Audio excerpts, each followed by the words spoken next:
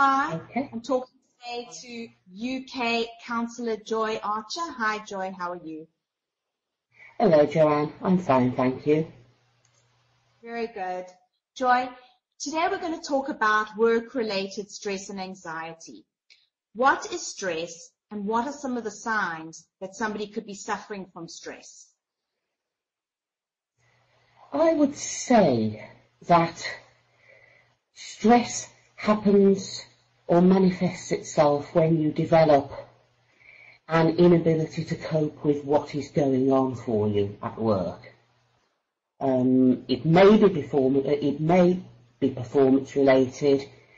It may be something which is going on for you outside of work, which is affecting you at work. But certainly, it would happen that a varying number of symptoms might present themselves. Some of them physical and some of them psychological. Can you give us just a few of what those symptoms may be, just like one or two of them? Being unable to remember things that you remembered before, which can be quite frightening if you're normally very efficient and very on the ball. Putting things down, not remembering where you put them, feeling nauseous or tearful, driving somewhere and having no recollection of having gone there. That sounds very strange, but short-term memory loss makes you feel very insecure. And when it comes to anxiety, how is it different from stress? Anxiety is different in the sense that it can manifest itself very unpleasantly as a generalised thing, and you may not always know what triggers it. The most severe form of that, of course, would be panic attacks, and there would not necessarily be any reason for those. Waking up feeling like your stomach was going to go through the floor and that something awful was going to happen and you were going to die. You might know in your head that nobody dies from anxiety, but it feels very, very acute. And what are some of the main causes of work-related stress and anxiety? I think we're seeing a lot more of it now that the economy has become so difficult and the workplace has become so demanding. And it's hit the public services now particularly hard in a way in England that it hadn't done before. And I would say unrealistic expectation is part of it. And sometimes expectation that has to be, even though it feels unrealistic or unattainable. The feeling of the goalpost being constantly moved, that is certainly a factor. If I were going to define it in one word, I mean, I could say bullying, but it's perfectly obviously while that will cause stress, you could be stressed without being bullied. If I were going to sum it up in one word, I would say powerlessness. And you specifically work a lot in the teaching field. Why do you feel that stress and anxiety are so prominent in this field? Well, I'm a former teacher myself, and I've kept very much abreast of educational affairs. I contribute regularly to the foremost educational forum in England and have done for a long time. And I know a lot of teachers personally. And the reason I think it's coming in such a way in England, I think it began with the league tables, with Ofsted. Now, there is no reason why teachers shouldn't have performance targets. The days have gone when you could simply wander into a job and do what you felt like doing all day and go home again. But I think there is an inordinate amount of pressure on heads these days to perform. You're only one bad Ofsted away from losing your job. If the head themselves doesn't handle stress well, that travels downwards to the staff. And the other factor, I think, is school budgets. It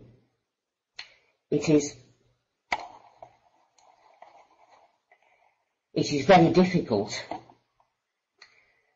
Now, schools are in charge of their own budgets. It is very difficult to manage them in this economic climate when the biggest part of them is staff salaries.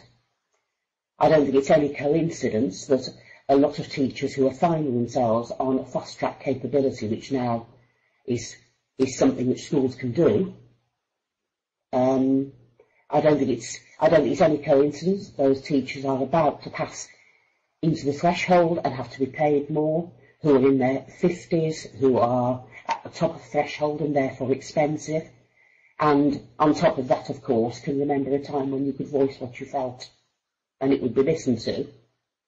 And I perceive there's thorns in the side that heads would rather get rid of in favour of younger and more malleable people. If you suffered sustained bullying in the workplace, can it have a lasting effect regarding anxiety? Definitely. Sustained bullying in the workplace can actually cause post-traumatic stress.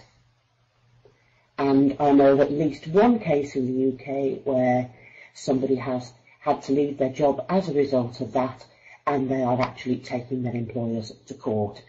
There have been cases where employers have been found liable for somebody else's long-term post-traumatic stress, and damages have been awarded, and those damages can be very, very substantial. And it's a long process, and of course, it's a long process, and of course, if you've been bullied, it's not something you feel like taking on. As a counsellor, how can you step in and help people to manage stress and anxiety in the workplace? I think, firstly, the important thing is that once somebody is suffering that and seeks help, they realise they're not alone. One of the first things people suffering from this do feel is there is something wrong with them, that they are somehow responsible, that they are somehow not good enough, and quite often it hits people who are competent, who are caring, who do want to go the extra mile, and they do hit themselves very hard when it happens to them because they feel guilty on top of everything else. And of course, if they have supportive families, that has an effect on them as well. So going to a counsellor in itself means you are talking to somebody neutral, and you are talking to somebody who will walk alongside you and convince you, as you empower yourself, that you are not a bad person, that you are not inadequate. And you do have options, and sometimes, realistically, it has to be that as you're working with somebody, they may not like any of the options available to them, but they do have a safe area to talk out the least of the evils, I suppose, in order to empower themselves and heal themselves, because it's such a damaging process.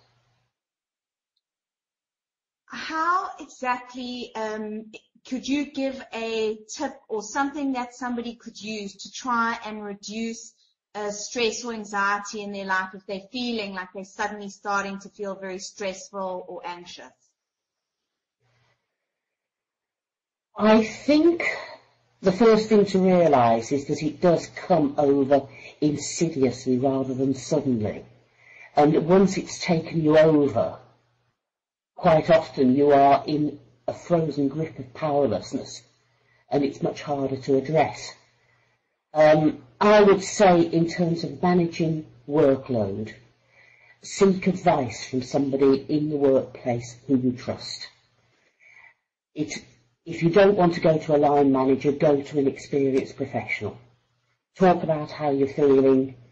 Ask if there is any way they can talk through with you any strategies to deal with managing what goes on for you day to day. Go and seek advice from a GP quickly. If you're not happy with the GP you talk to, go to another one in the practice.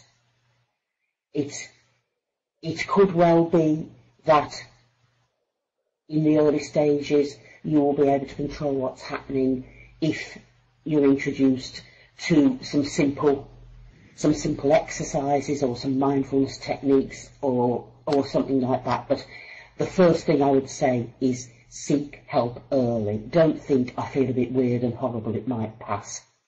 If you feel in any way unlike yourself, go and get some help. Thank you, Joy. Thank you so much for talking to me today. Thank you, Joanne. It's been a pleasure. Okay.